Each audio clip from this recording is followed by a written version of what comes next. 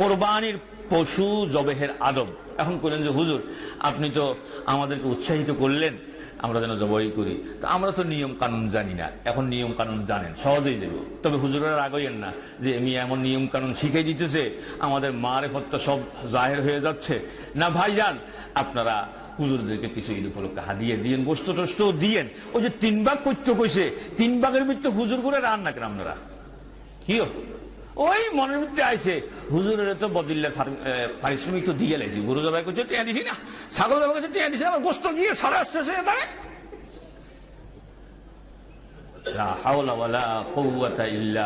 ভাইজান এই বিষয়টা আপনারা খেয়াল রাখবেন।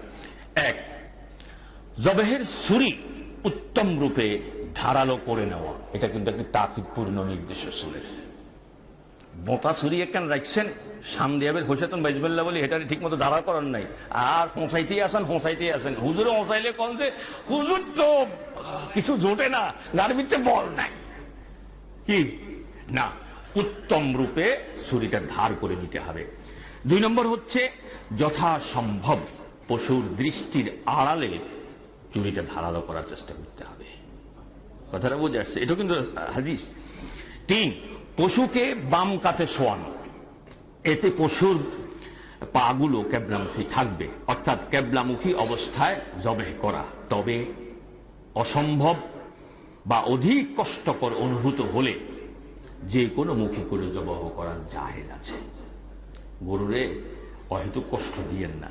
দেখি তো এখন গরুরে হোতাইতেছে নিয়ম মতো, ফট করে হতে গেছে আরে কিনা দিয়ে এবারে চামড়া টামড়া সহ সেই সোজা করতে যাই চামড়া টামড়া উড়ি শেষ।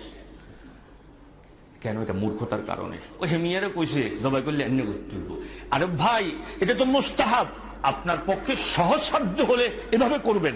এখন গরু বড়, এখন আপনি পাচ্ছেন না, ওই অবস্থায় গরু দেন হুচি গেছে, এই প্রাণীটাকে আর কষ্ট না দিয়া ওইভাবে আপনি বিসমিল্লাহ আল্লাহু আকবার বলে ছুরি চালিয়ে দেবেন, কোরবানি বৈধ হয়ে যাবে ইনশাআল্লাহ। 4, জবেহের সময় কোরবানি দাতা, এটা একটু আগে বলেও ফেলেছি, বা অংশীদারের নাম উচ্চারণ করা কোরবানি বিশুদ্ধ হওয়ার জন্য শর্ত নয়। আপনি কোরবানি দিবেন নিয়ত করছেন, হেকটা আল্লাহ জানে, কারণ ইন্নাল্লাহ আলিমুম বিযাতিস সুদূর, আল্লাহর একটা হুনাই কোন লাগবে। আচ্ছা ইয়ার হরে আপনি কোরবানির আড়ে যে বুঝছেন গরু কিনবেন আল্লাহ দেন ওকে, তাহলে এই যে নিয়ত এটা যথেষ্ট হয়ে যাবে, নাম উচ্চারণ করা কি নয়। হ্যাঁ, তবে যিনি কোরবানি দিচ্ছেন তার অন্তর থাকতে হবে, হ্যাঁ এতটুকু। কিন্তু যিনি ছুরি দিয়ে চালাবেন, ওই যে বললাম অমুক ইবনে অমুক তমুক ইবনে তমুক, এটা বলার কোনো জরুরি না। 5 নম্বর হচ্ছে জবেহের সময় বিসমিল্লাহ পাঠ করা ওয়াজিব, আল্লাহু আকবার যোগ করা সুন্নাহ। তার মানে শুধু বিসমিল্লাহ পড়ে জবাই করলেও হবে, তার সাথে আল্লাহু আকবার যোগ করাটা কি সুন্নাহ। দুটোটা মিলিয়ে কি হলো? জবাহের সময় বিসমিল্লাহি আল্লাহু আকবার বলে জবাই করা। 6, জবেহের সময় পশুর 4টি নালী কর্তন করা নিশ্চিত করতে হবে। কয়টা নালী? 4টি নালী কাটতে হবে। প্রথমটি হচ্ছে খাদ্য নালী, দ্বিতীয়টি হচ্ছে শ্বাস নালী, এবং তৃতীয় এবং চতুর্থ হচ্ছে পশুর গলদেশের 2 পাশে রক্তনালী। শ্বাসনালী, খাদ্যনালী 2টি, রক্তনালী, এটা কাটা নিশ্চিত করতে হবে। 7, কোরবানির পশু জবে বা গোশত প্রস্তুতকরণের বিনিময় বা পারিশ্রমিক হিসেবে পশুর কোনো কিছু দেওয়া ইসলামী শরিয়ায় সুস্পষ্ট নিষিদ্ধ। হুজুরের কল্লাকা দিয়ে দিলাম, এক সময় ছিল হুজুরও না, কোনো কিছু দেওয়া যাবে না, পূর্বে চুক্তি করতে হবে, তার পারিশ্রমিক দিয়ে দেওয়ার পরে অন্য 10 জন 8-10 জন মিসকিনকে আপনি যেভাবে দেন, পারিশ্রমিক যিনি পরিশ্রম করেছেন তিনি যদি ওই মানের হন, তাহলে আপনি তাকে ওই নিয়তে দিতে পারেন গরিব মিসকিন হিসেবে, কিন্তু আপনার কাজ করেছে এই মর্মে দেওয়া যাবে না। এমনকি অনেকে আরো ভুল করেন, সেটা হলো কি, অন্যকে দেয় হেসকা হুসকা আধা কেজি পরিমাণ, এতে আমিও কাজ করছে গরু বানাইছে, এতে 5 কেজি দে যাই যাব। যারা পারিশ্রমিক করে তারা আরে ভাবিলে দিবনি, আটকাই না, বাড়াতে পারবেন না, কারণ বাড়াইছেন যেটা বর্ধিত অংশ, তার পারিশ্রমিকটা ঢুকে গেল এখানে। ওই আপনি যে কেছেন এতে আর গরু জবাই করছে, এতে কেন বাড়াইতে না, অন্য 8-10 জনকে আপনি যে পরিমাণ দেন ওই পরিমাণ দেওয়াটা বৈধ হবে। এরপরে হ্যাঁ, কোরবানির পশু 8 নম্বর, পশু জবে বা গোশত প্রস্তুত জনিত ব্যস্ততার অজুহাতে কোরবানির পশু জবে করা বা গোশত প্রস্তুতকরণের ব্যস্ততার অজুহাতে জোহরের ফরজ সালাত বা এর জামাত তরক করা জায়েজ নয়।